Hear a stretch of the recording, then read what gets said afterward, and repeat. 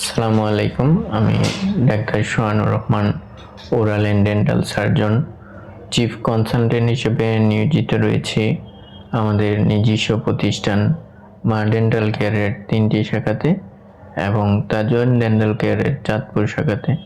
আমাদের সবগুলো শাখাই কাপাসিয়া থানার গাজীপুর জেলায় অবস্থিত। আমরা আজকে আলোচনা করব বাচ্চাদের পালপেক্টমি ট্রিটমেন্ট নিয়ে, অর্থাৎ বাচ্চাদের দাঁত যখন ছিদ্রি হয়ে যায়, অর্থাৎ বাচ্চাদের দাঁতে যখন ক্যারিজ ডেভেলপ করে, তখন আমাদের করণীয় কি। আমাদের কাছে ম্যাক্সিমাম বাচ্চা পেশেন্ট নিয়ে আসে ব্যথা নিয়ে, সোয়েলিং নিয়ে। সেই ক্ষেত্রে আমরা ফার্স্টই হিস্ট্রি নিয়ে থাকি, এক্সামিনেশন করে থাকি। অন এক্সামিনেশনে দেখা যায় যে ক্যারিজ ডেভেলপ হয়েছে। তারপর আমাদের নেক্সট স্টেপ হচ্ছে আমরা একটা ইন্ট্রাওরাল এক্স-রে দিয়ে থাকি। ইন্ট্রাওরাল এক্স-রেতে আমরা মেনলি ডিটেক্ট করি যে ক্যারিজটা কতটুকু স্প্রেড করেছে, অর্থাৎ পাল্প চেম্বার পর্যন্ত পৌঁছেছে কিনা, নাকি ডেন্টিন পর্যন্তই রয়েছে, এগুলা আমরা একটু পর্যবেক্ষণ করি। যখন দেখা যায় যে বাচ্চাদের ক্যারিজটা পাল্প চেম্বার পর্যন্ত চলে গিয়েছে, তখন আমরা বাচ্চাদের ট্রিটমেন্টটা পালপেক্টমি বলে থাকি। অর্থাৎ বাচ্চাদের দাঁতের যেই রুটটা রয়েছে, সেই রুটের মধ্যে নার্ভ ক্যানেল থাকে, ওই ক্যানেলের মধ্যে নার্ভ থাকে।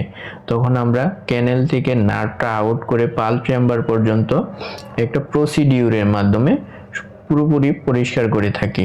এই প্রসিডিউরটা আমরা মূলত 3 থেকে 4 দিনে কমপ্লিট করে থাকি। বাচ্চাদের যখন নার্ভটা আউট করা হয়, সেই ক্ষেত্রে আমরা সিলার দিয়ে রুটটা সিল করে থাকি।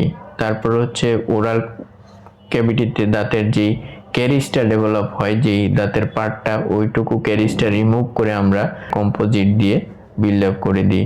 তো এই প্রসিডিউরগুলো মূলত শেষ করতে হলে আমাদের 3 থেকে 4টি ভিজিট দরকার হয়।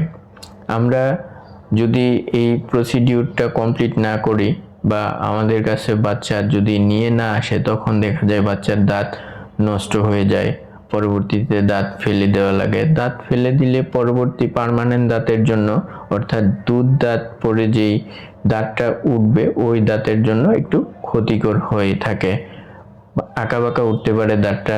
সেই জন্য আমরা মূলত বাচ্চাদের দাঁত যদি বেশি নষ্ট হয়ে থাকে এবং ট্রিটমেন্টের প্রসিডিউরের মধ্যে থাকে, তাহলে আমরা দাঁতটা পুরোপুরি ট্রিটমেন্ট করে ফাংশনিং করার চেষ্টা করে থাকি। ধন্যবাদ সকলকে।